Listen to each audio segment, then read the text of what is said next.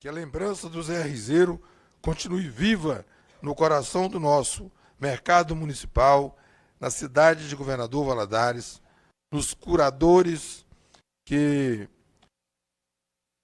nos corredores que guardam sua voz, seu sorriso e na memória coletiva de uma cidade que ele tanto ajudou a cuidar. Que Deus receba com a luz e paz que ele espalhou entre nós. E que a história inspire novas gerações e a acreditarem que o cuidado com o outro é o maior remédio que podemos oferecer. Viva o Zé Rizeiro? Zé Rizeiro vive.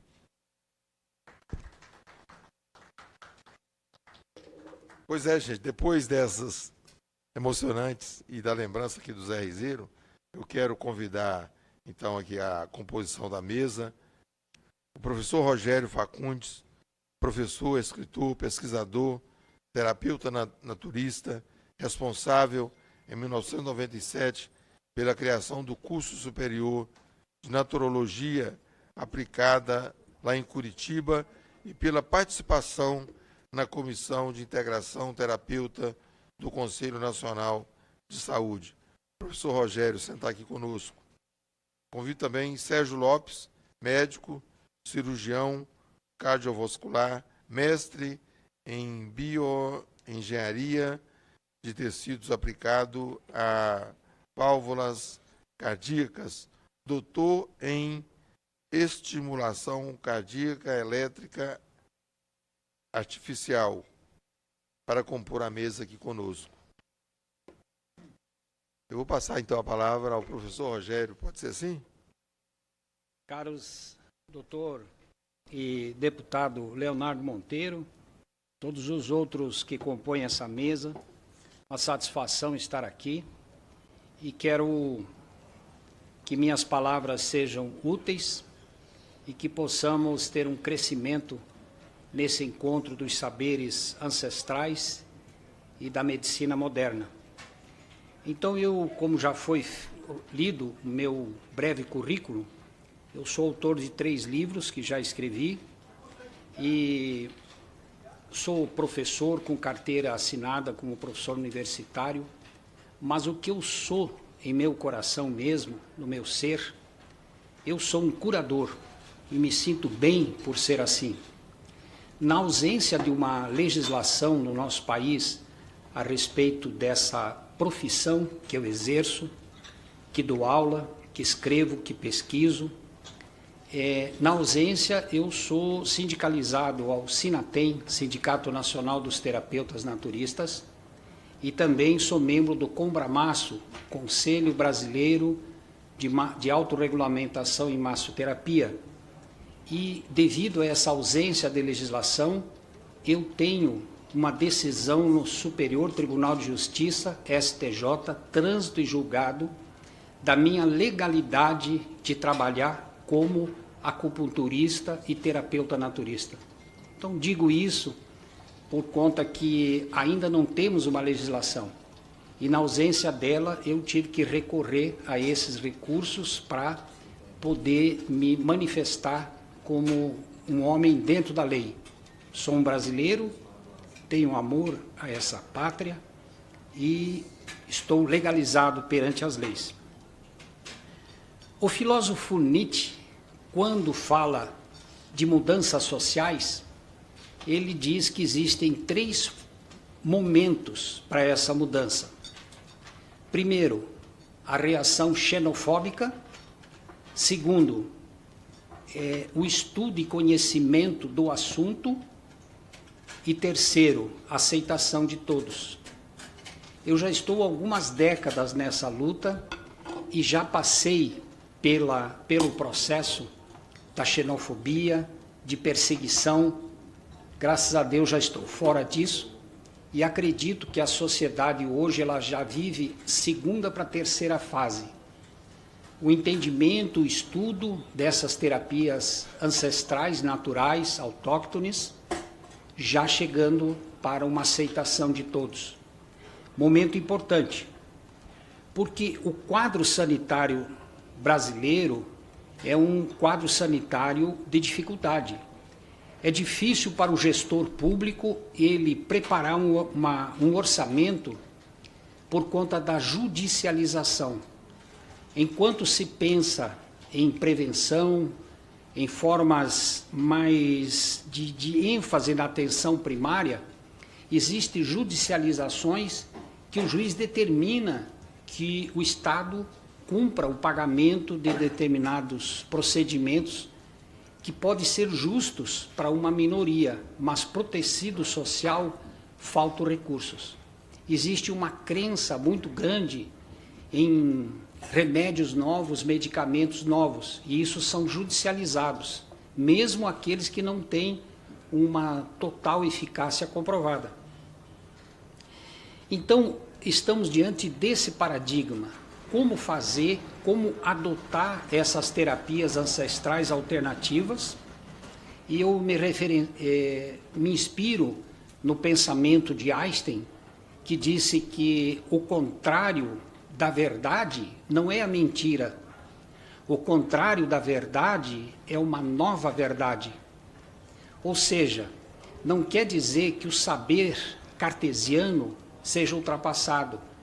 Ele tem o seu valor, mas o saber cartesiano ele é uma pequena gaveta da grande biblioteca do conhecimento universal. É impossível o modelito cartesiano do cogito querer entender a natureza na sua grande amplitude. Não é? Então, nós reconhecemos que existe a importância, mas é importante também uma nova verdade, que nós possamos avançar, e esse avanço é possível quando nós nos unirmos ao saber acadêmico.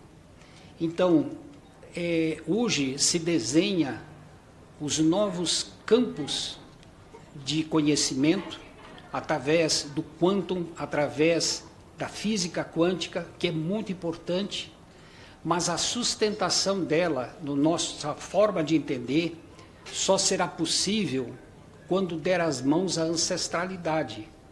Enquanto não respeitarmos o passado ancestral, o conhecimento dos nossos povos originais, não só aqui da América, mas das civilizações que já foram exuberantes na face da Terra, se isso não for respeitado, eu acredito que não existe sustentação para essa nova medicina, que é a medicina quântica. Então, em resumo, sou adepto da ideia, como já o deputado falou, de unir esses conhecimentos da ancestralidade e da modernidade. Quando isso acontecer, essa respeitabilidade mútua, o povo brasileiro ganha com isso. Então, dói para mim saber que, por exemplo, a atual vigilância sanitária no nosso país, ela é tão rígida para os pequenos, mas não é da mesma forma para os interesses econômicos transnacionais. É difícil saber que, às vezes, lá fora, senhores que bebem uísque, fumam charuto, roubam os recursos autóctones dos nossos ancestrais, dos nossos indígenas, e levam isso com muita facilidade lá para fora, tentando patentear esses conhecimentos e revender para nós com um rótulo de medicamento oficializado. Então, eu tenho, depois de ouvir os pares aqui, quero apresentar nessa audiência uma sugestão baseada num acontecimento histórico do povo brasileiro, quando, no período do Império, do ano 1808, foi instituído no Brasil a Psiquiatura Mor, ou seja, durante 2 décadas, indígenas, pretos, negros, caboclos, conhecedores, parteiras, benzedores, conhecimento dessa riqueza de conhecimento, tratavam os povos brancos e os seus próprios pares, e eles eram muito respeitados, ganhávamos com isso. Aí foi extinto quando foi criada a primeira faculdade de medicina no Brasil e até hoje não foi reaberto. Então eu acredito que é possível reabrir de uma forma inteligente uma nova Psiquiatura Mor, para garantir o conhecimento da ancestralidade dos nossos povos, principalmente os mais simples, os mais humildes, e terem um brevet diante da Anvisa. Isso é possível, só depende de inteligência e vontade política, pressão. Contamos aí com o nobre Leonardo Monteiro, este homem que já deu para perceber que o coração dele é maior que o mapa de Minas Gerais. Coração grande. E o importante, ele é um parlamentar, mas ele tem amor ao povo, tem amor à sabedoria. Não sei se os senhores sabem, o deputado Leonardo Monteiro tem um filho que é médico. Em momento algum, ele foi, dos anos que conheço ele, nunca foi corporativo para defender o interesse do seu filho. Ao contrário, um coração generoso. Então, eu tenho a crença, o entendimento, deputado, que o senhor é um homem destinado ao bem, destinado a esse trabalho que a sua maestria sabe muito bem conduzir. Então, essas são as minhas primeiras considerações. Aí, depois de ouvir os pares, na réplica, eu ainda, se for possível, deputado, quero apresentar algumas sugestões. Muito obrigado inicialmente a todos, uma alegria estar aqui com vocês. Agradecer ao professor Rogério pela contribuição à nossa audiência pública, contribuição aqui ao debate, né? Eu passo a palavra, então, agora ao doutor Sérgio Lopes, que é médico, cirurgião cardiovascular. Com a palavra, portanto, doutor Sérgio. Monteiro, é um prazer imenso estar participando dessa audiência pública, né, o qual o senhor foi o grande facilitador e idealizador. No sentido da gente estar hoje em coletividade abordando um tema tão relevante, né, que é a congregação, ou seja, o ponto em comum em que há entre o médico academicista, né, no qual aqui eu represento a classe, entre os curadores, terapeutas. Então, nesse sentido, a gente entende que essa congregação entre nós médicos, né,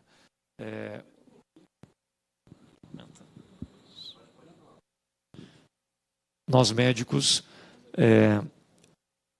isso para nós é um prazer, né, na verdade, estar nessa audiência pública, no sentido de entender e poder contribuir com a congregação, né, entre os povos nativos, que trazem culturas ancestrais, né, entre os curadores, né, que bem representados aqui pelo professor Rogério Fagundes, que de extrema expressão no Paraná, e a gente tentando encontrar, deputado, um ponto em comum, né, onde e como o médico vai poder se relacionar, entender e haver uma permuta, né, de troca de informações para que o nosso paciente, que é, na verdade, o nosso foco, né,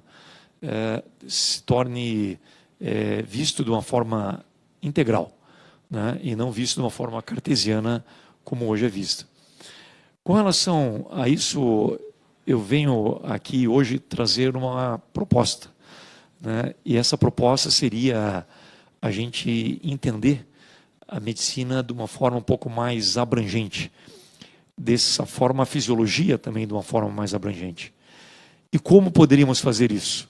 Qual é o elo perdido que nós estamos em busca? Aí a gente pode entender que a física quântica e o estudo da bioenergia, da biofotônica, que vem com tudo hoje, né, não só para o rejuvenescimento facial, pela beleza, mas não. Hoje a biofotônica já é uma realidade, né, em termos de manipulação celular com frequências com frequências de onda, com nanômetros de comprimento de onda que venham atingir as células, inclusive mudando a direção, mudando características a nível biológico. Então isso a gente adentra no que eu entendo que é o elo perdido, e esse elo perdido pode ser preenchido pela física quântica. Nesse sentido, a gente remete ao início do século, ao cientista de Broglie, né, Louis de Broglie, um francês, que entendeu quando Albert Einstein disse que a luz era feita de pequenos pacotes de informação. Lembram disso? Pequenos pacotes de informação, que são chamados de fótons. Eram os fótons, né? Biofótons. Fótons produzidos a nível atômico. Ok, eles existem, né? Já estão sendo pesquisados, né?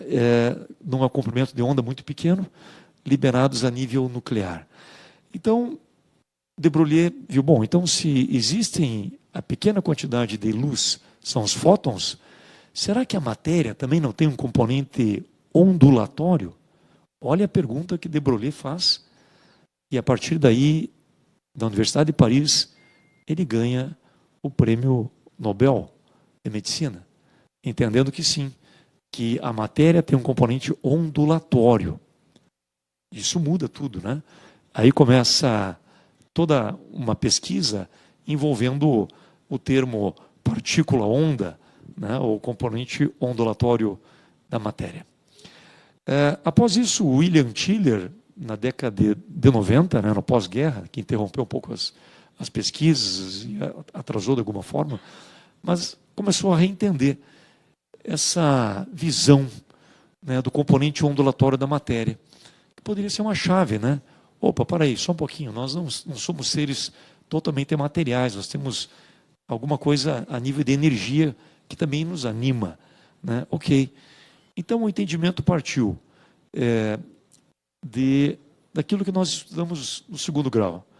Quando num átomo de qualquer sistema, né, um elétron vai para uma camada mais externa, ele ganha energia. Quando ele retorna para uma camada mais interna, o que acontece? Ele libera um quantum de energia. E daí, Tiller, que era um emérito professor da Universidade de Stanford, físico, ele entende o seguinte: não, aqui está a chave. Na medida que você produz luz, e ele chamou isso de luz celular, olha só, luz biológica celular, chamada de biofótons. Aí começou um termo novo. Ele já vem um pouco além de Broglie, né? E começa a falar em biofóton. Que estranho, né? Mas aonde esse biofóton vai agir? Vocês sabem quantas reações químicas as nossas células produzem em um segundo?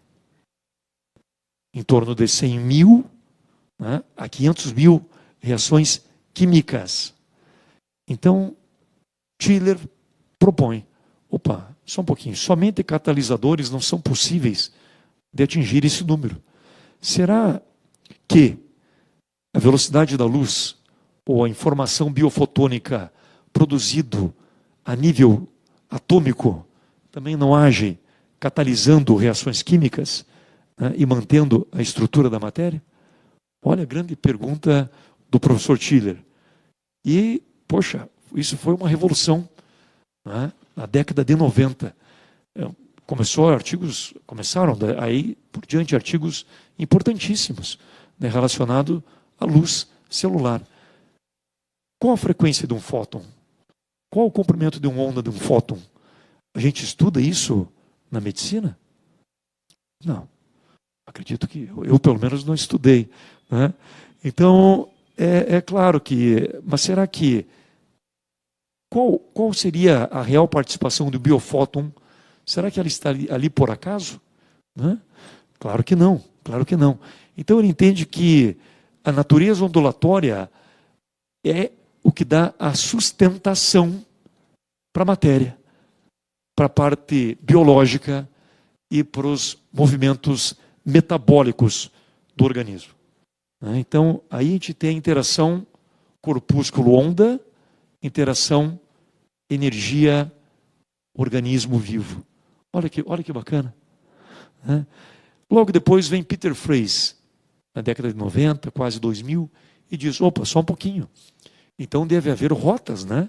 Se a formação de energia a nível atômico, será que essa energia não tem como circular no organismo, a gente não tem como mapeá-las? Foi a pergunta de Peter Fraze. E o Dr. Massai também participou desses experimentos.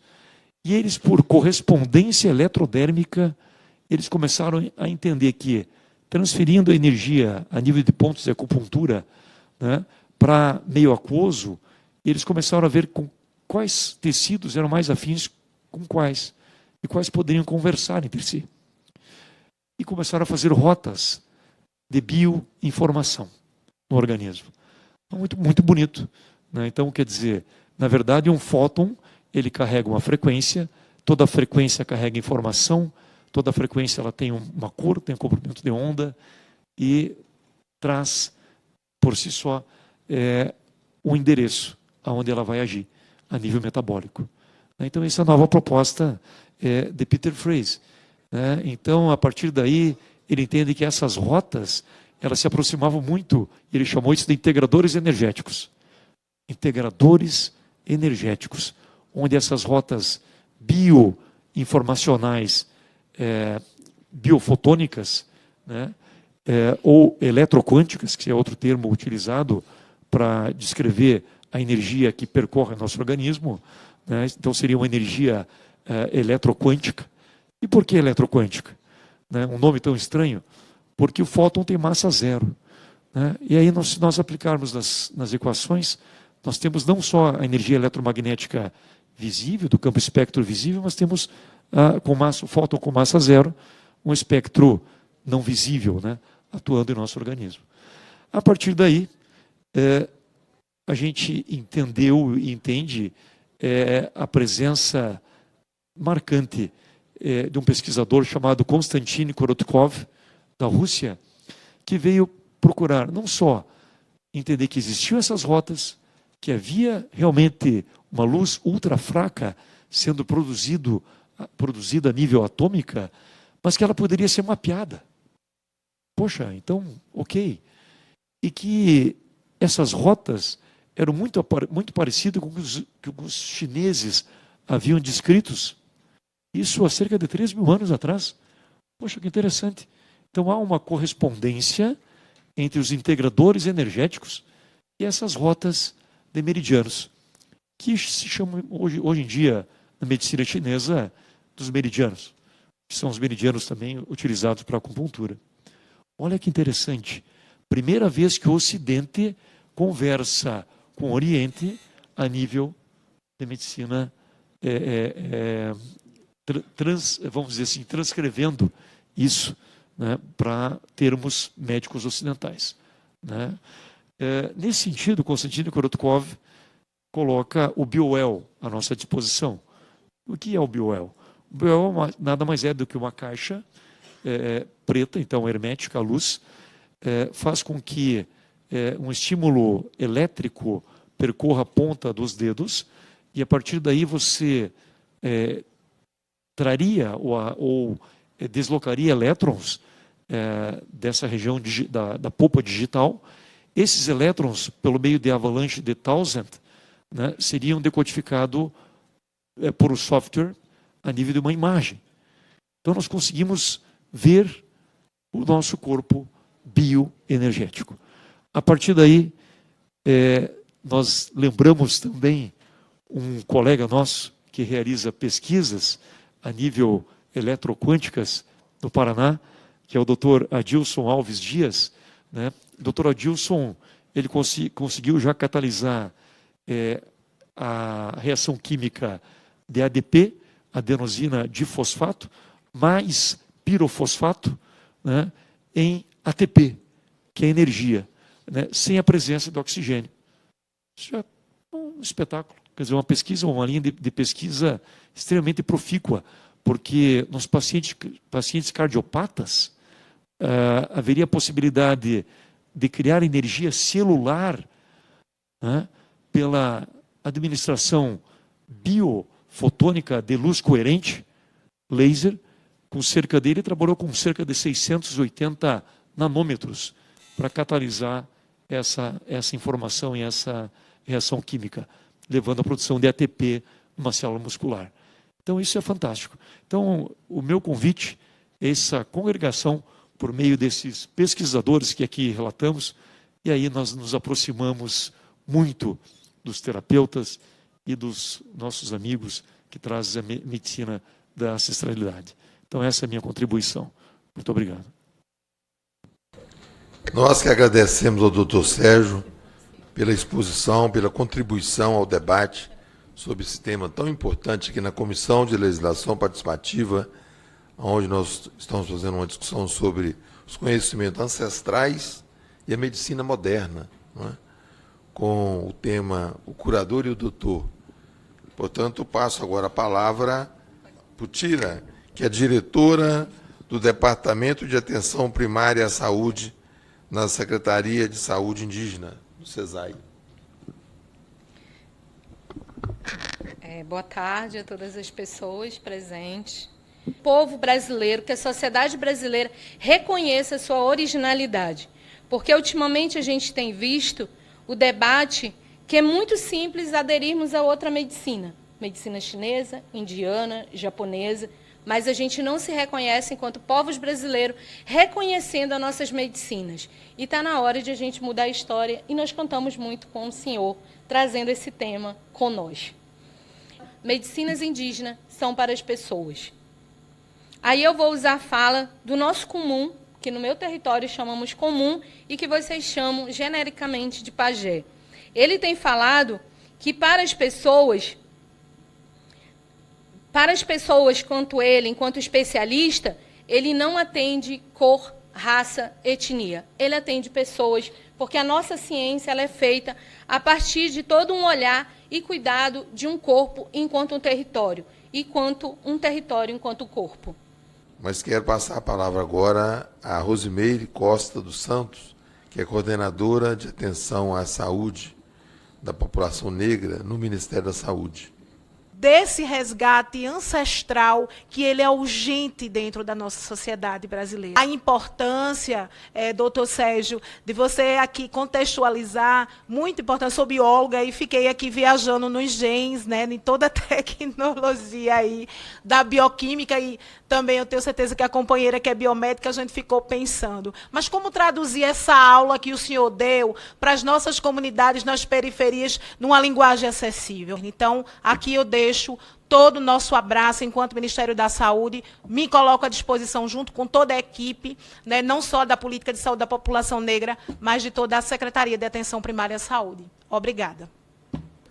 Eu que agradeço, Rosimeire, e na verdade também eu quero aqui aproveitar a oportunidade e confessar mais uma vez, né, essa audiência pública surgiu, às vezes, de conversas que a gente tendo aqui com o professor Rogério, essas vindas dele aí de Curitiba aqui na Câmara dos Deputados, ele falando do curador e do doutor, né? Eu falei, professor, por que a gente não faz um debate sobre isso, né?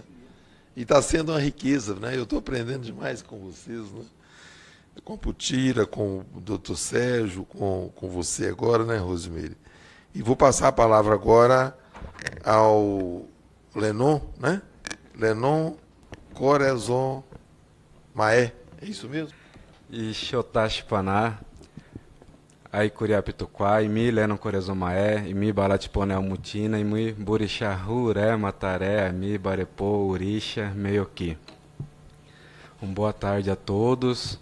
Eu sou o Lenon Corazon Maé, indígena Balatiponel Mutina, e para mim é uma grande honra, deputado, estar hoje aqui junto com todos vocês. E a nossa farmácia é a mata, a nossa farmácia é a natureza, porque é de lá que eu retiro a casca da árvore para fazer o chá, é de lá que eu tiro a raiz da planta para fazer o banho, é de lá que eu retiro as folhas também para fazer os xaropes, para curar as doenças.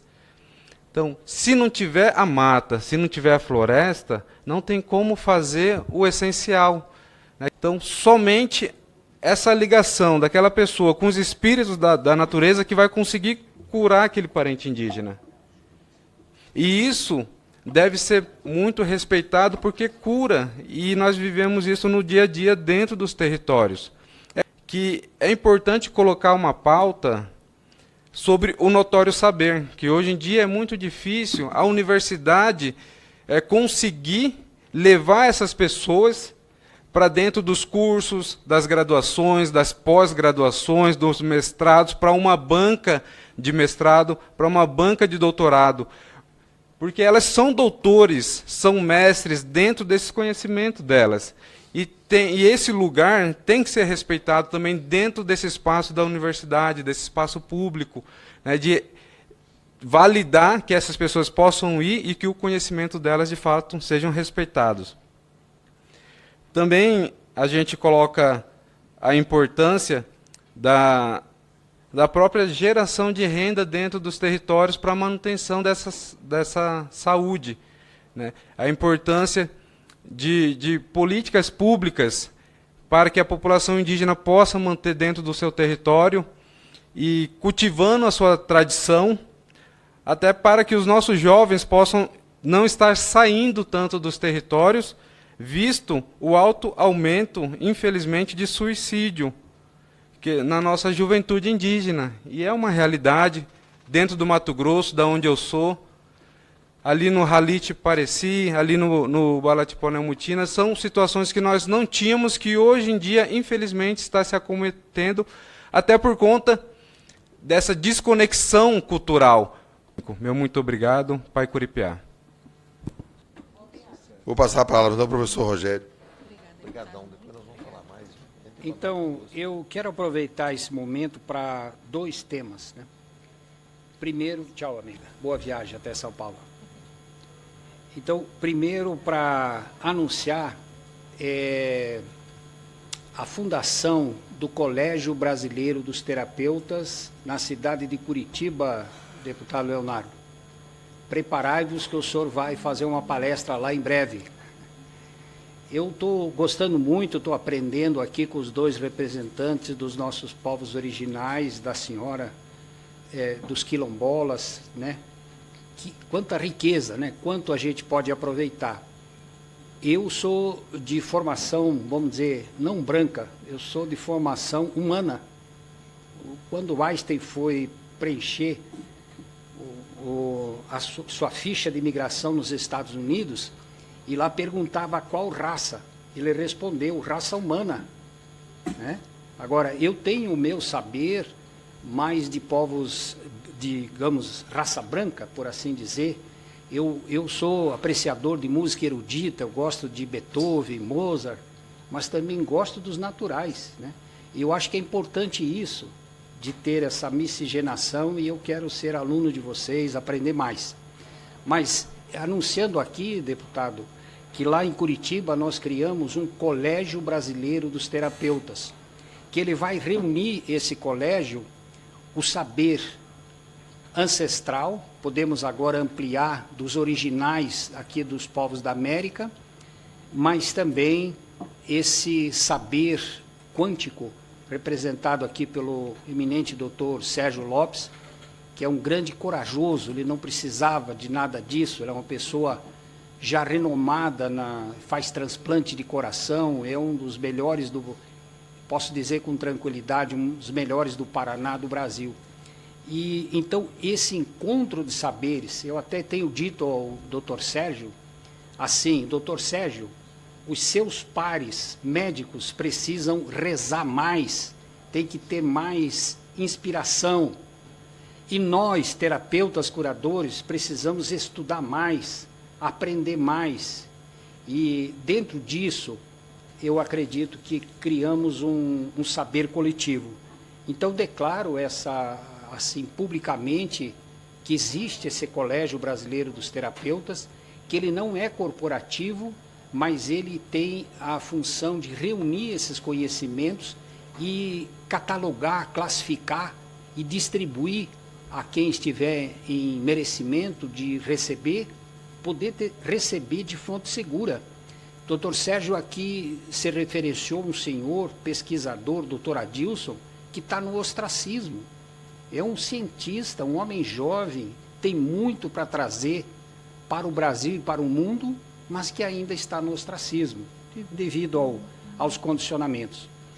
Então, fico feliz de anunciar isso nesse dia, 22 de outubro de 2025, a existência do Colégio Brasileiro dos Terapeutas, que em breve vocês terão acesso. E também o segundo lugar, que eu falei brevemente, eu pergunto ao deputado, será possível, o senhor sabe como fazer, a Anvisa abrir um protocolo, um brevet, para pessoas doutas no conhecimento ancestral original, poder receber um selo de certificação? Eu vou dar um exemplo. Se eu tenho um lambedor, um xarope de coração de bananeira com guaco, exemplo, e ele funciona para problemas de espasmo brônquios, tosse, pneumonia até, eu, por exemplo, produzo isso, eu ganho um selo da Anvisa de fiscalização, por exemplo, 100 selos. E eu tenho direito de vender para me sustentar, para que eu possa, cumprindo esse protocolo, eu possa ter acesso a novos 100 selos. É uma forma, um exemplo simples, mas para garantir a produção desses fármacos. Olha aqui, somos brasileiros. No meu tempo ainda mais jovem, as fazendas, os sítios, eles tinham um específico pessoa, que é um antídoto para peçonhentos, reconhecido, feito no Nordeste brasileiro. Cadê o específico pessoa? O óleo arlense, utilizado para cálculos biliares. E essas pequenas produções foram assolapadas por um processo industrial da saúde. E está resolvendo o quê? A nossa saúde deseja, anseia por recursos mais simples, mas não simplistas. Simples, responsáveis. Então, eu acredito que aos senhores que representam os povos indígenas, a senhora que representa os quilombolas, com esse protocolo, os vossos pares e os meus pares também, nós, curadores, vamos ter uma segurança de comercialização. Por exemplo, eu quero ser fiscalizado. Eu quero.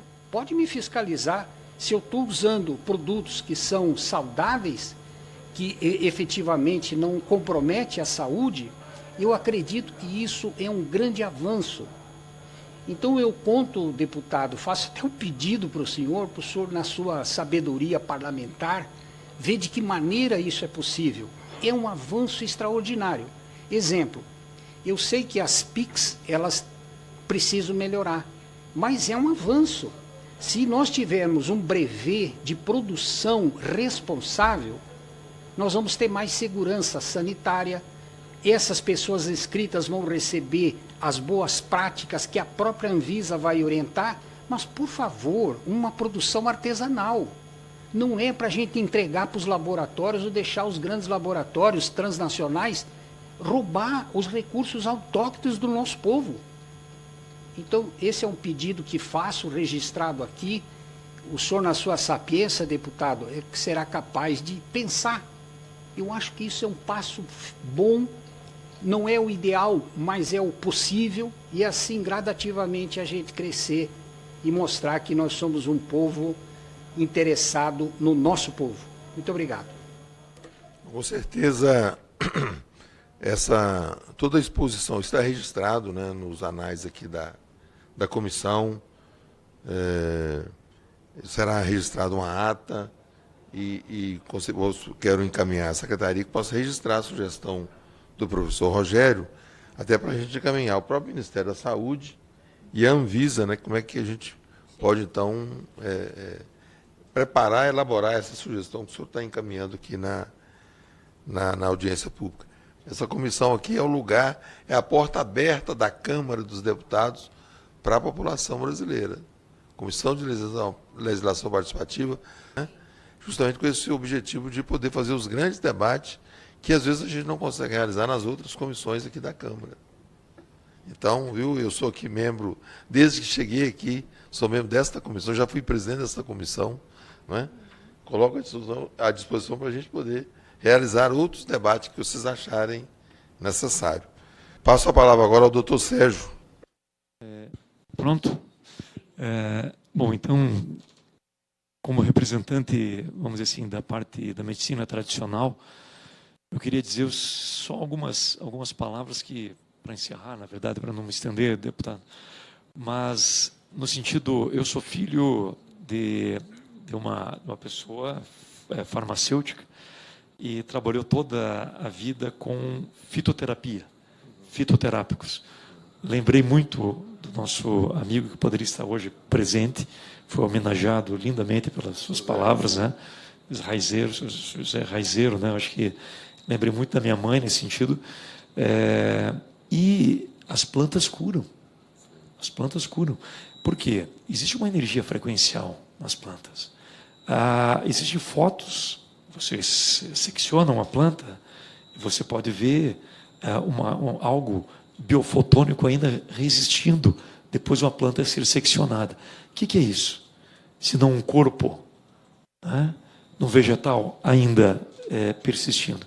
Então, qual é a ideia quando eu trago a nossa ideia na medicina tradicional, a agregar na nossa fisiologia e no estudo da fisiologia, na própria medicina tradicional, a física quântica? Porque é ela que vai dar as respostas, como e por que um biofóton aparece, porque ele faz parte do binômio saúde-doença e aonde nós podemos intervir, né, com as medicinas tradicionais e aliando a medicina ancestral.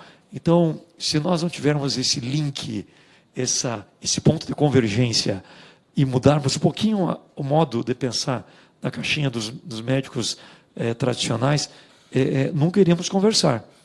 Não haverá debate, porque não se entende a fisiologia se você não entende o resultado. Né? Então, esse é um ponto. E o segundo ponto é o total apoio, né, ao Colégio Brasileiro dos Terapeutas, normatizando uma área que precisa ser dada atenção. Né? Então, porque senão o que vai acontecer? Que os médicos pensam na forma tradicional. Poxa, será que estou indo de um massoterapeuta? Cadê a certificação? Onde é que é a experiência? Qual a faculdade, a formação? Quantos anos essa pessoa levou para tratar do meu corpo? Né? A gente tendo um colégio brasileiro, o CRM pode conversar com ele. Por que não? Não é? O CRM pode conversar com todos os segmentos, na medida que nós começamos ampliando a nossa consciência, né, e ampliando os nossos meios a nível de regulamentação e a nível de gestão dessas políticas de saúde. Né? Eu acho que esse é o nosso entendimento com medicina tradicional. Zé Raizeiro, meu querido amigo, meu querido irmão, um exemplo de vida. Um homem que tive o privilégio de conhecê-lo pela sua simplicidade, mas também pela sua sabedoria. Zé Raizeiro tinha uma qualidade que eu ainda não tenho. Ele entrava num mato, numa floresta, e ele conseguia fazer a identificação macrofármica das plantas, porque a fitoterapia, que era a principal ciência de Zé Raizeiro, é a mãe de todas as terapias. E ele vivia essa maternidade botânica pelo seu conhecimento e também pelo carinho de atender as pessoas. Quando ele atendia as pessoas com as plantas e o carinho, é como se a mãe natureza abraçasse com a planta e ele, o pai, abraçasse com respeito, carinho, que, ao meu entender, são ingredientes fundamentais para a cura, a recuperação e a promoção da saúde. Zé Raizeiro, que Deus te dê um bom lugar, que o lugar que você esteja seja um lugar de alegria e de conhecimento no plano espiritual. Deus é justo e certeza que irá dar a você esse bom lugar. Você faz parte do panteão dos raizeiros do nosso país. Bom mineiro, bom brasileiro, que Deus te ampare e te abençoe. Verdade. Essa audiência pública, como disse, surgiu por ideia aqui do professor Rogério, a gente conversando, né? Essa questão dos saberes e conhecimentos ancestrais e a própria medicina moderna, e que acabou, ele intitulou, né, do O Curador e o Doutor, e foi um momento também assim, especial para a gente poder homenagear o seu Zé Raizeiro. Não sei se vocês sabem, os primeiros debates que com certeza foi realizado nessa casa foi através dele. Eu iniciei meu mandato em 2003, e o seu Zé sempre falava comigo lá em Minas, nós temos que ir lá fazer o debate lá na Câmara dos Deputados. E nós realizamos grandes seminários aqui, coordenado por ele, o senhor participou, não é? Encontros assim que participavam aqui pessoas de várias regiões do Brasil. Me lembro que tinha pessoas vindo de Rondônia, do Rio Grande do Sul, não é? Que também já trabalhavam em torno da medicina ancestral, né? Que tiveram a oportunidade de estar aqui conosco, parteiras, várias experiências exitosas que nós tivemos debater aqui nessa mesa da Comissão de Legislação Participativa. Portanto, em nome do seu Zé Raizeiro e também do professor Rogério, eu declaro encerrado esta audiência pública.